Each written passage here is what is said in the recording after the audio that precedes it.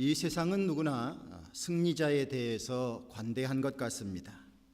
다른 나라를 침공해서 큰 제국을 건설한 사람들은 영웅이라고 말합니다. 알렉산더, 징기스칸, 나폴레옹 같은 사람을 우리는 위인전에서 찾아볼 수가 있습니다. 어린 자녀들이 읽는 위인 전기에 이런 사람들이 빠지지 않고 나오고 있습니다. 사람들은 남을 이길 수 있는 돈의 힘, 육체적인 힘, 지식의 힘을 가지려고 애를 씁니다. 군대를 다녀오신 사람들에게 사격을 잘했느냐라고 물으면 대부분은 자신이 1등 사수 또는 특등 사수였다고 얘기하는 경우가 많습니다. 잘 못했다 이렇게 얘기하는 사람은 별로 없었던 것 같습니다.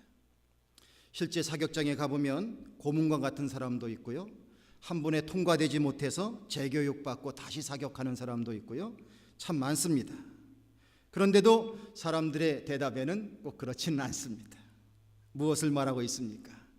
이기는 능력이 자신에게도 있었다라는 것을 말하고 싶은 것입니다. 그런데 이기는 것이 지는 것이고 지는 것이 이기는 것이다 라는 말이 있습니다. 여러분들 이 뜻을 잘 이해하고 그것을 믿고 살아가시는지 모르겠습니다. 어떤 분들에게는 뭐 그런 게 다 있느냐, 결코 그렇지 않다, 그 말은 틀렸다 이렇게 말하고 싶은 분이 있을지도 모르겠습니다. 그런데 예수님의 생애는 이기는 것이 지는 것이고 지는 것이 이기는 것이다 이 말이 맞다라는 것을 증거해 주고 있습니다. 세상은 예수님을 업신여겼습니다. 특별히 권력자들이 그랬습니다. 바른 말 하시는 예수님 앞에서 사람들에게 자신의 치부가 드러날까 하여 예수님을 서둘러 십자가에 못 박아 죽였습니다. 그러나 십자가를 지실 때 예수님은 패배자 같았지만 결국 이 십자가의 길을 통해서 우리 인간의 지은 모든 죄를 사해 주시는 대속의 길을 걸으셨고 우리를 구원해 주셨습니다. 예수님 자신은 부활하셨고 모든 이름 위에 뛰어난 이름을 갖게 해 주셨다고 말씀하고 있습니다. 많은 사람들이 세월을 거듭하면 거듭할수록 예수님을 자신의 구주라고 고백하는 사람들이 생겨나고 있습니다. 죽었으나 산 자, 진 것 같으나 이긴 자, 그분이 바로 우리의 예수님이십니다. 어느 누구도 감히 예수님을 실패자, 낙오자라고 할 사람은 없을 것입니다. 오늘날 우리는 치열한 경쟁 속에 세상살이를 하고 있습니다. 저마다 이기는 비법을 터득하려고 애쓰고 있을 것입니다. 그런데 그리스도인들이 이 세상을 이기는 힘은 어디에서 비롯되는지 요한일서 5장을 통해서 하나님은 우리들에게 교훈하고 계십니다. 주님을 믿는 사람들이 이 세상을 이겨나가는 길이 따로 있다는 것입니다. 본문의 1절에서 3절을 보면 믿음의 본질에 대하여서 말씀해 주시고 있습니다. 우리 그리스도인들에게는 예수님이 그리스도임을 믿는 것이 가장 핵심적인 신앙의 고백입니다. 예수님이 사람들이 나를 누구라고 하느냐, 너희는 나를 누구라 하느냐 이렇게 물어보셨을 때 베드로는 주는 그리스도시요 살아계신 하나님의 아들이니이다 라고 고백했습니다. 정확한 신앙 고백입니다. 예수님을 아무리 좋아해도, 그분의 여러 가지를 흠모해도 예수님을 그리스도라고 고백할 수 없다면 그는 진정한 믿음을 가진 사람은 아닙니다. 베드로가 칭찬을 받은 것도 예수님 주변에 예수님이 귀하게 여기시는 다른 제자들이 많이 있었지만 그 사람들의 입에서는 예수님에 대한 이런 고백을 들어볼 수 없었습니다. 그러나 베드로는 성령의 인도하심 속에 주는 그리스도시요 살아계신 하나님의 아들입니다 라고 고백했습니다. 예수님께서 그것을 칭찬해 주셨습니다. 그리스도라는 말이 무슨 의미를 담고 있습니까? 기름 부음을 받은 자다라는 의미를 갖고 있습니다. 왕과 선지자, 제사장 그들에게 기름을 부어줍니다. 이분들에게 있는 그 부여되는 권능을 모두 가지신 분이 바로 예수님이시다라는 표현이고, 그리고 그분은 곧 그런 권능을 가지고 우리 인간을 구원하신 분이다는 말씀의 내용이 함축되어 있는 표현입니다.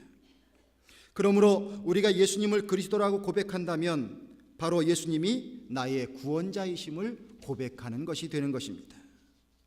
이 믿음 속에 왕이신 예수님의 다스림을 받는 순종의 믿음이 들어있는 것입니다. 선지자이신 예수님의 가르치심을 따르고 배우겠다는 그 믿음이 들어있는 것입니다. 대제사장 되시는 예수님께 우리의 모든 죄의 문제를 의탁하고 또한 나의 모든 짐을 대신 져주시는 예수님의 존재를 인정하는 믿음이 들어있는 것입니다. 그러므로 우리도 예수 그리스도에 대한 바른 신앙 고백이 있어야 하겠습니다. 예배를 진행하면서 사도신경을 통해서 우리의 신앙을 함께 고백하자고 말씀드렸습니다. 한 내용마다 여러분들 우리의 마음을 담아서 고백해야 될 줄로 압니다. 그 내용 가운데 보면 전능하사 천지를 만드신 하나님 아버지를 내가 믿사오며, 하나님의 존재, 전능하신데 천지를 만드신 하나님 아버지라고 믿는 것입니다. 그런데 예수님이 그 외아들이시다, 하나님의 아들이시다라고 고백하고 있습니다. 그 외아들 우리 주 예수 그리스도를 믿사오니, 자, 예수님은 성령으로 잉태하셨고 동정녀 마리아에게 나셨고 본디오 빌라도에게 직접 육신의 고난을 받으셨고 십자가에 못 박혀 죽으셨고 장사되었지만 사흘 만에 다시 죽은 자 가운데에서 살아나셨고 하늘에 오르셔서 하나님 우편에 앉아 계시고 그리고 끝내는 산자와 죽은 자를 심판하러 다시 오실 분이시다, 이렇게 고백되고 있습니다. 여러분들, 사도신경을 통해서 고백되어지는 이런 고백이 그저 하나의 주술을 외우는 것과 같은 그런 말이 아니라 그 내용 하나하나에 예수님이 어떤 분이신지 고백되어지는 이 내용을 공유할 수 있는 믿음의 소유자가 되시기를 주님의 이름으로 축원을 드립니다. 예수님을 믿으면 구원을 받습니다. 이 세상에서 우리가 짧은 인생을 사는데 이 세상에서 할 것들이 많으시죠. 성공도 하셔야 되고 자녀들도 잘 기르셔야 되고 좀 업적도 남기셔야 되고 얼마나 바쁘십니까? 그러나 우리가 이 세상을 살면서 이 짧은 세상 속에서 해야 할 가장 크고 중대한 일이 있습니다. 그것은 바로 무엇이냐면 영원한 하나님 나라의 백성이 되는 것입니다. 그 준비를 해나가는 삶을 살아야만 합니다. 이것에서 실패하면 아무리 세상에서 잘 살았다고 말할지라도 그는 결국 실패자가 될 수밖에 없습니다. 그런데 예수님을 믿어서 우리에게 구원의 문제를 해결받고 영원한 하나님 나라를 예비할 수 있는 사람이 되었다고 하는 것은 이 땅의 삶을 가장 승리자로 살게 된 사람이라는 그러한 가치를 부여해도 아무 부족함이 없을 줄로 믿습니다. 예수님을 그리스도로 고백하면 그 믿음의 결과가 반드시 생깁니다. 먼저는 우리가 하나님의 자녀가 된다는 것입니다. 우리 스스로 내가 하나님의 자녀다 아무리 얘기하려고 해도 나는 그럴 만한 권리가 없습니다. 우리는 그럴 만한 권리가 없습니다. 예수님을 그리스도로 고백하게 될 때에 하나님께로서 난 자라, 이 표현이 걸맞게 됩니다. 예수님의 보혈의 공로로 우리는 감히 하나님을 아버지라고 부를 수 있게 되는 것이지요. 하나님의 자녀가 된 우리는 하나님을 비로소 사랑하게 됩니다. 그리고 더 나아가서 다른 하나님의 자녀도 함께 사랑하게 됩니다. 이것은 우리들의 살아가는 삶에 놀라운 변화를 말해주고 있습니다. 여러분, 형제자매를 왜 사랑하고 돌보려고 하십니까? 그 이유는 부모를 통해서 서로 한 피를 나누었기 때문입니다. 늘 형제자매가 많으면 그 집에 좀 더 돌봐야 될 자가 있는 것이 사실입니다. 그런데 한 번으로 도와줬으면 좋겠는데 자꾸 도와줄 일도 생겨요. 막 짜증을 내시면서도 결국은 또 도와주시고 그러면서 사랑으로 서로 이렇게 하는 모습을 볼 수가 있습니다. 왜 그렇습니까? 부모를 통해서 한 피를 나누었기 때문일 것입니다. 우리가 예수님을 통하여 하나님을 우리의 아버지로 모시게 되면 우리의 주위의 믿음의 사람들이 우리와 더불어 하나님 안에서 한 믿음의 형제 자매가 되는 것입니다. 그러므로 우리가 서로를 사랑해야 하는 책임감을 가질 수밖에 없습니다.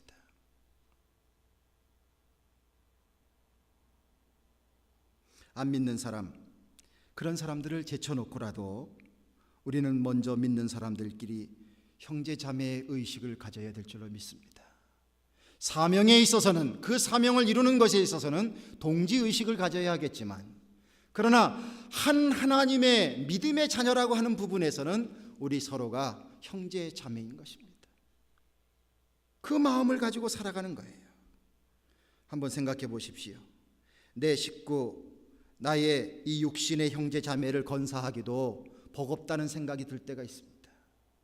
그런데 믿음의 사람들에게 다른 믿음의 사람들을 한 형제 자매라 여길 수 있는 마음을 갖게 된다고 하는 것, 이것은 얼마나 큰 변화입니까? 우리의 삶의 지경과 모양이 달라지는 것입니다. 여러분들 옆에 계신 분들이 하나님 안에서 한 믿음의 형제 자매 된 귀한 식구들입니다. 자, 잘해 주시기 바랍니다. 좀 잘해 주셨으면 좋겠어요. 한번 따라 하실래요? 미안합니다. 고맙습니다. 사랑합니다. 그냥 이 세 가지의 말을 좀 많이 하셨으면 좋겠어요. 다른 말 말고 서로 만났을 때에 그죠? 미안하다는 말, 고맙다는 말, 사랑한다는 말, 그렇게 하면서 서로를 돌봐주는 그런 마음으로 우리가 살았으면 좋겠어요. 하나님 안에서 영원한 하나님 나라를 함께 누려갈 그러한 믿음의 형제 자매라는 것입니다. 그런 견지에서 바라다 보게 될 때에 그저 나의 교회에 있는 울타리를 뛰어넘어서 다른 믿음의 사람들에게도 우리가 선한 마음으로 대하실 수 있을 것 같아요. 자, 여러분들이 저에게 잘 대해 주시는 것 제가 너무나 감사하게 생각합니다. 그런데 주님의 말씀을 기초로 해서 보면요, 다른 교회 목사님들한테도 잘 해주시길 바랍니다. 그 잘해주는 방법을 또 그 교회로 옮겨가는 걸로 자꾸 택하지는 마시고, 자, 잘 대해드리시길 바랍니다. 하나님께서 기뻐하실 것 같아요. 저도 다른 교회 성도님들을 통해서 제가 은혜를 입는 경우가 많이 있어요. 다 주님 안에서 서로 함께 믿음의 형제 자매로서 그런 사랑을 베풀어 주는 것이지요. 얼마나 아름답습니까? 하나님을 믿는 믿음의 자녀들이 어느 교회 교인이든지 상관없이 서로 잘 대해주고, 서로 좋은 일이 있으면 축하해주고, 또한 어려운 일이 있으면 기도해주고, 그렇게 살아가는 이 믿음의 관계를 형성하며 믿음 속에서 바라보는 형제 자매의 관계를 갖는 것, 이것이 이 각박한 세상 속에서 하나님이 우리에게 주시는 이 세상을 더 멋지게 살아갈 수 있는 아름다운 축복이요 은혜를 베풀어 주신 길인 줄로 믿습니다. 그 마음을 가지고 우리가 살아가면 우리는 정말 풍성하게 사는 사람들이 될 수 있습니다. 형제자매를 사랑한다면 어떤 구체적인 행동들을 할 수 있게 되겠습니까? 의심은 더디하고 사랑은 속히 하는 것을 택하게 됩니다. 공격하는 일은 더디하고 변호하는 일은 속히 하는 것입니다. 잘못한 일을 지적하는 것은 더디하고 보호하기를 속히 하는 것입니다. 노출시키는 것은 더디하고 덮어주는 일을 속히 하는 것입니다. 불평하는 것을 더디하면서 감사하기를 속히 하는 것입니다. 요구하기는 더디하고 돕는 일은 속히 하는 것입니다. 책망은 더디하고 용서와 격려는 속히 하는 것입니다. 사랑한다고 말로만 떠벌릴 수 있지만, 그러나 우리가 정말 하나님의 사랑을 구체적으로 실천해야 될 것은 너무나도 많은 것입니다. 하나님을 얼마나 사랑하고 순종하고 있는가? 주님께서는 우리가 우리의 형제자매를 얼마나 구체적으로 사랑하는가를 보는 것을 통해서 바로 우리의 하나님을 향한 사랑을 측정할 수 있다고 하는 것을 말씀하고 계십니다. 왜냐하면 우리의 눈에 보이는 것에 더 잘하려는 속성이 우리에게 있기 때문입니다. 당장 눈에 보이지 아니하는 하나님께 잘한다는 말을 꺼내기보다 내 눈에 바라다 보이는 사람에 대하여 잘하는 것이 훨씬 쉽기 때문입니다. 성도 여러분, 많은 경우 사랑할 수 없는 순간들이 너무나 많이 찾아옵니다. 그냥 좀 사랑해 보려고 하는데 자꾸 눈에 가시 같아요. 참 사랑이 어려워요. 그래도 그 사랑할 수 없는 순간에도 이웃사랑, 특별히 믿음의 형제자매의 사랑은 하나님이 우리에게 주신 계명이라 여기면서 그것을 실천하는 우리가 되길 바랍니다. 여러분들 생각하실 때에 훌륭한 영성을 가지고 계신 분들을 흠모하는 마음들이 있으실 것입니다. 저분은 어쩌면 저렇게 깊은 영성을 갖고 계실까? 나도 저분을 닮을 수는 없을까? 참 고매하다. 그렇게 생각을 하실 것입니다. 그런데 이 영성이 그냥 나오는 것이 아니지요. 바로 사랑할 수 없는 경우도, 사랑할 수 없는 사람도 우리가 그것을 품어내게 될 때에, 하나님의 명령을 지켜나면서 품어나가게 될 때에 우리 안에도 나도 모르는 주님께서 기뻐하시는 영성이 생기는 줄로 믿습니다. 결국 영성이 있는 자가 세상을 감동시킵니다. 요즘은요, 뭘 많이 아는 사람을 걸로 사람들이 그렇게 감동하지 않습니다. 어떻게 그런 것까지 다 아세요? 뭐 칭찬을 한번 받을 수 있을지 모릅니다. 그러나 여러분들, 지식을 전달하는 사람이 중요한 게 아니에요. 어떻게 따지면 여러분들 가지고 계신 셀폰 두드리기만 하면요, 내가 말하는 정보보다 훨씬 더 정확한 정보를 수도 없이 쏟아냅니다. 이 시대의 참된 인간상은 어떤 인간상이 가장 가치 있는 인간상입니까? 그 사람 안에 지혜가 있고 깊은 영성이 있는 사람입니다.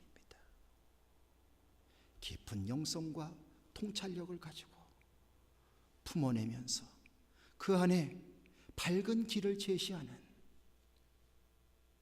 함께 보듬어 나가는 이 사람이야말로 이 시대에 가장 필요한 사람입니다. 우리 모든 성도님들, 그러한 모습으로 하나님의 귀한 승리자가 되시기를 주님의 이름으로 축원을 드립니다.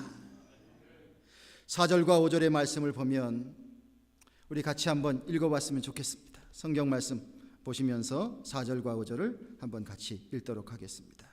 시작. 대저 하나님께로서 난 자마다 세상을 이기느니라. 세상을 이긴 이김은 이것이니 우리의 믿음이니라. 예수께서 하나님의 아들이심을 믿는 자가 아니면 세상을 이기는 자가 누구뇨? 아멘. 인생은 싸움의 연속입니다. 인류 역사에 전쟁이 없는 날이 없다고 말합니다. 그게 사실인 것 같습니다. 공감이 되는 말입니다. 나라 간의 무력전쟁, 기술전쟁, 무역전쟁, 경제전쟁, 정보전쟁, 말할 것도 없습니다. 심지어는 사랑해서 결혼한 부부도 결혼 생활을 시작하면 이제 전쟁이 시작되는 거예요. 옆에 있는 사람들, 식구들, 친구들 왜 그런 조언들을 해주는지 모르겠어요. 신혼 초부터 확실히 잡아야 돼. 잡는 방법은 이런 게 있어. 마치 비밀을 알려주듯이 기선제압하는 방법을 가르쳐 줍니다. 그래서 신혼 초부터 기싸움이 시작이 됩니다. 성경 말씀에 세상을 이긴다는 말씀이 있는데 이 말이 무슨 말일까? 교회와 국가가 싸운다는 말이 아닙니다. 우리 주님께서는 우리에게 세상을 사랑하지 말라 이렇게 말했습니다. 우리가 사랑해야 될 대상이 있어요. 세상은 돌보고 보살펴주고 이렇게 살아가야 하는 것이지 이 세상을 사랑하지 말라고 주님께서는 말씀하고 계십니다. 왜냐하면 세상을 사랑하다 보면 진정으로 사랑해야 될 것들을 우리가 잊어버리고 살고 있어요. 하나님께 순종하며 사는 일을 방해하고 세상 것에 집착하며 살고 그래서 탐욕 속에 살게 되고 그리고 한없는 죄악 속에 빠져들어가는 이 세상을 사랑하는 모습을 주님께서는 경계하도록 하셨습니다. 그러기에 주님의 말씀을 생각해 볼 때에 세상을 이긴다는 말은 곧 이 세상 속에 이렇게 하나님의 뜻대로 살아갈 수 없는 그런 가치관들을, 그 삶의 방법들을 우리가 하나하나 이겨나가는 것을 말씀해 준다고 봐야 할 것입니다. 악으로 물든 비도덕적 사회 구조를 좋아해서는 안 됩니다. 소비주의 경계해야 합니다. 후세를 생각하면 좀 절제된 삶을 살아야 합니다. 향락주의, 그 향락을 통해서 많은 죄책감을 잊어버리고 그리고 하루하루 그 향락주의에 빠져서 살려고 하는 이것들, 정말 우리가 추구해야 될 것들을 잃어버리게 만드는 마비 증상을 일으킵니다. 황금만능주의, 자본주의에도 좋은 것은 있지만 그 자본주의가 가져오는 많은 이기심, 인본주의, 하나님을 중심하지 아니하고 하나님의 뜻을 간과하고 인본주의로 빠져들어가 사는 모든 모습들, 우리가 경계해야 될 이 세상의 것들이 얼마나 많은지 모릅니다. 나도 모르게 신앙생활하면서 우리가 거기에 빠져들 때가 있습니다. 나도 모르게 그것으로 성공과 실패를 가늠하는 이 마음속에 살아가는 나의 오염된 모습들이 있습니다. 잘못되었지만 잘못되었는지도 모르고 살아가는 모습도 얼마나 많은지 모릅니다. 하나님의 말씀을 볼 때에는 분명히 잘못되었는데 그 말씀을 비추어 바라다 보지 않습니다. 이러한 모든 것들을 이기는 힘의 근원이 바로 예수 그리스도에 대한 믿음에 있다고 우리에게 말씀해 주고 있습니다. 예수님은 하나님의 아들이시요 독생자요 우리를 구원해 주신 주님이시요 그리스도시요, 여기에서부터 이 세상을 이기는 그 힘이 우리들에게 주어진다는 거예요. 세상 말로 친구 따라 강남 간다는 말이 있습니다. 남들이 하는 것 나도 따라하는 것은 쉽습니다. 범죄하는 것도 같이 범죄한 사람끼리 모여지면 마음이 편하거든요. 그렇게 살아가는 모습이 있습니다. 그러나 우리가 그리스도인으로서 주님의 자녀가 되어서 영원한 하나님 나라를 바라보며 의의 길을 걸어가는 사람들에게 있어서는 친구의 삶이 나의 기준이 되는 것이 아닙니다. 우리가 추구해야 될 것은 바로 예수 그리스도신 줄로 믿습니다. 얼마나 내 안에 예수 그리스도의 진리가 나를 주장하는가, 우리가 이것을 가지고 씨름하고 그리고 고민하고 기도하고 몸부림쳐야 됩니다. 언제까지 더 가지고 덜 가지고를 가지고 울었다 웃었다 하는 삶을 살아야 됩니까? 언제까지 남과 비교해서 좀 나으면 행복하다고 하는 그 생각을 갖고 살아가야 하겠습니까? 이 세상 것을 취하는 것을 통해서 내가 승리자라는 마음을 가지고 살아가야 되겠습니까? 세상 뜻대로, 세상의 방법으로, 세상의 가치관으로 승리자가 되려고 하지 마시고 예수님을 나의 주님으로 믿고 고백하는 삶 속에 주님이 주시는 은혜의 삶을 누릴 수 있는 우리 성도님들 되시기를 주님의 이름으로 축원을 드립니다. 그래서 오늘 읽은 말씀은 예수님이 어떤 분이신지에 대한 것에 더 집중하고 있습니다.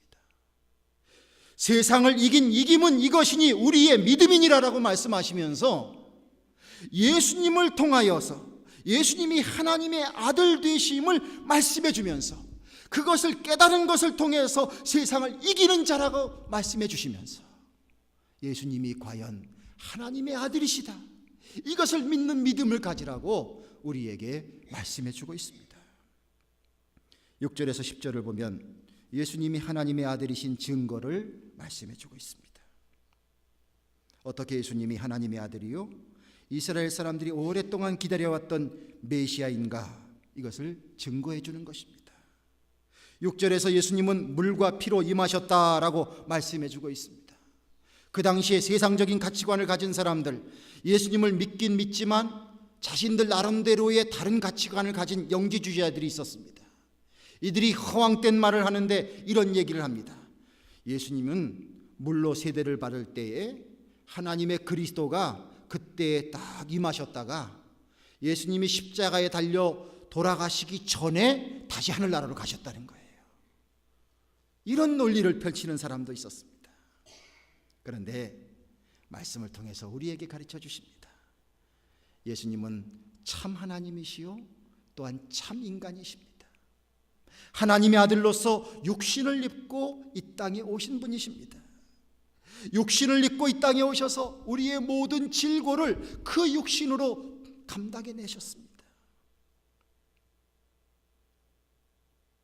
십자가에서 피 흘리심으로 우리를 구속해 주신 참 하나님이요 참 사람임을 말씀해 주고 있습니다. 7절에서 성령께서 이와 같은 것을 증거해 주신다는 거예요. 성령님께서 하시는 사역 가운데 하나는 예수님이 그리스도이심을 증거하시는 일을 성령께서 감당하십니다. 자, 여러분들께 한번 여쭤보겠습니다. 예수님이 그리스도이심을 진정으로 믿으십니까? 아멘으로 고백하신다면 이것은 여러분들이 똑똑해서 그런 것이 아닙니다. 성령께서 그렇게 믿도록 내 안에 역사하시는 거예요. 말씀이 보조재료로, 기도가 보조재료로, 체험이 보조재료로 사용될 수 있지만 그러나 진정으로 예수님이 그리스도 되신 것을 내 안에 고백하게 하시는 것은 성령께서 그렇게 만드시는 거예요. 요한 웨슬리 목사님이 목사의 아들로 태어나고 또한 수없는 경건의 훈련을 하고 최고의 대학에서 훌륭한 신학 공부를 하고 그랬지만 그의 마음속에 정말 솔직하게 예수님이 자신의 그리스도 되심을 100% 인정할 수가 없었습니다. 그런데 1738년 5월 24일 올더스게이트라고 하는 거리에서 함께 모인 신앙의 모임이 있었습니다.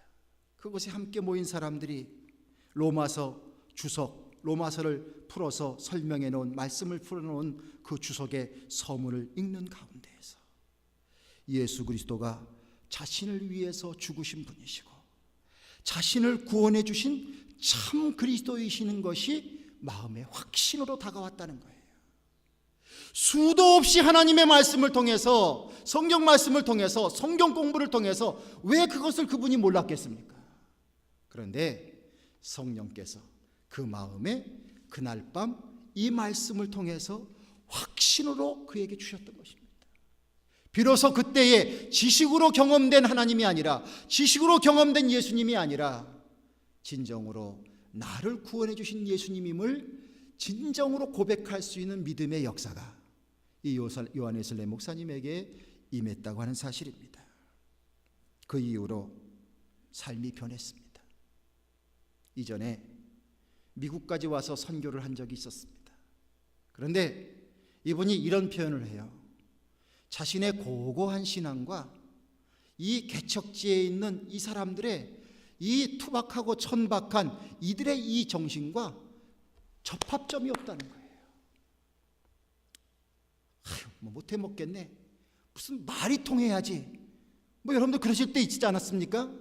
어떻게 저렇게 상스러울까? 뭐 이러면서 상종할 수 없다고 생각하실 수 있지 않습니까? 요한 웨슬리 목사님, 하나님의 사랑을 전하기 위해서, 말씀을 전하기 위해서 미국까지 왔었지만 그 개척지에서 벌어지는 그 말도 안 되는 그 거칠은 모습을 바라다 보면서 자신의 신앙과 그들의 그 삶의 정신과 이게 접합점이 없어서 전도가 안 된다, 이런 마음을 가졌었습니다. 그런데 성령이 그를 변화시키시고 주님의 구원의 은혜를 체험한 이후에 그분의 관심은 완전히 달라졌습니다. 그 당시의 성공회는 나라를 거의 지배하는 지배 세력들입니다. 헐벗고 번듯한 옷이 없는 사람은 주일이 돼도 교회에 들어올 수도 없었던 그런 하이처치였습니다. 교회를 벗어나서 다른 곳에서 말씀이 선포된다는 것은 상상도 할 수 없었던 일이었습니다.